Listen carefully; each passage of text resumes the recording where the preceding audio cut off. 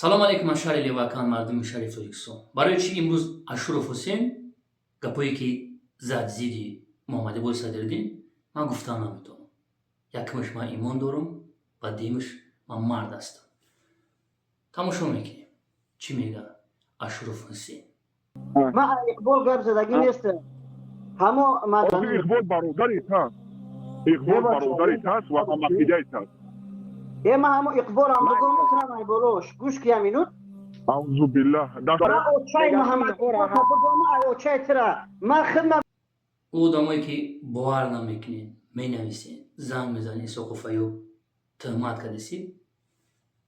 تماشا میکنیم چی میگه اقبال برای Ашуров Ҳусейн. که قطعی اونو بحث میکنید حقارت نکنه اقلا، یعنی که در قفا خشرو گپ میزنه و در پیش دیگران میره. من اگر در اینجا بودم یعنی که برادر حسین جان بگم در قفا برام زن هر تقارت کنم غلطه. این ایمانداری من دولت نمیکنه یا در قفا تو برام هر گپ بزنم.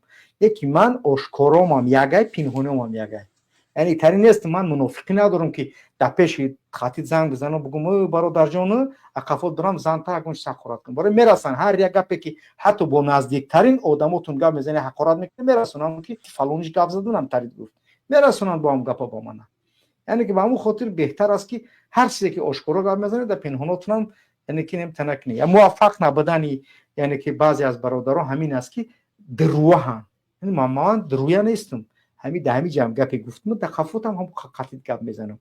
در پیش تمام گپا میگم در خفاتم هم گپا میزنم. به همون خاطر شیطانی ایتری گپا فایده نداره و این چنین بعضی از کارهای را دیده سیم کشیده است. من واقعا هم یگان گپ ندارم. بار دیگر میگم که بعضی از افرادی هستند که از بدن اونها نبودنشون بهتر است در مبارزه و حرکت، چون که از شخص فحاش، از شخص یعنی که به عقل دیوانه یگان منفعت نیست. افرادی که یعنی که والله قسم زن حسین حقارت میکردن، والله قسم حونیسی میخورن زنشا اوچشا لوبش حقارت میکردن. امروز برادر بهترینه در پیشه. چیش بگم دیگه؟ من میتونم پر ندارم. حوزی حقارتش میکرد 24 ساعت حقارتش میکرد. حوزی برادر بهترینش میدونه. همین طری آدم رو من نمیتونم فهمیده. یعنی من کارم سیاسته ولی سیاست شیطنت ندارم. گوش کردین چی میگه اقبال؟ на самом деле алмаз се нафар дига ман номшона гирифтам наметавонам гуфта гибна ки соқофаю Ҳусейн Ашур 100% нест, девона ина бо иқбол бо ман гуфт ки Ҳусейн Ашур як девона одаме тупой. барои чӣ Ҳусейн Ашури девона зидди иқболи даюс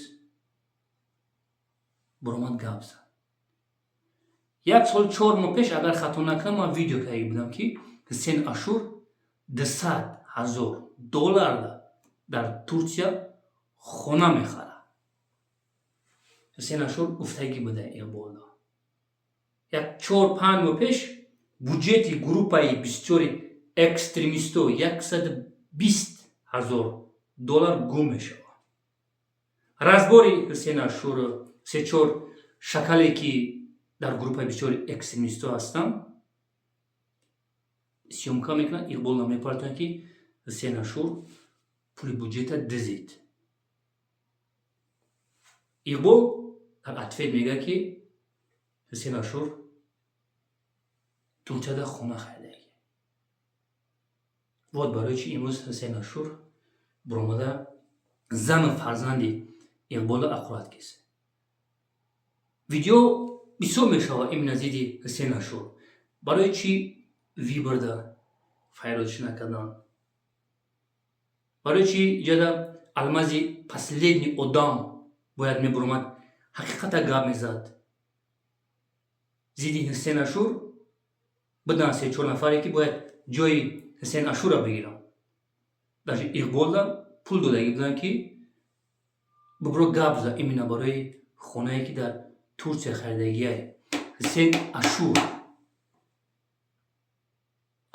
иқболи даюс як последний одаме ки худаш алмаз гуфт ки агар ман набрам гап назанам ман последний одам.